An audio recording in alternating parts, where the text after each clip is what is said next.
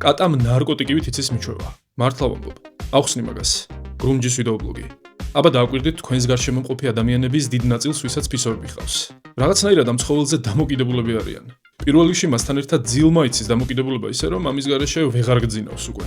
ამ თემის დადებით და უარყოფით ფაქტორებზე ცალკე ჩავწერ ვიდეოს. მერე ძალიან გრაციოზული არსებაა. და ადამიანის ქვეცნობიერს ეს უზომოდ იზიდავს. მაგალითად, თბილი, რბილი, საყვარელი ძაღლიცაა. ბუნებრივია, მანაც იცის ძალიან მიჩვევა. მაგრამ მოდი შევთანხმდეთ, რომ ეს გრაციოზულობა მისი მთავარი ნიშა მაინც არაა. აი კატების კი არის.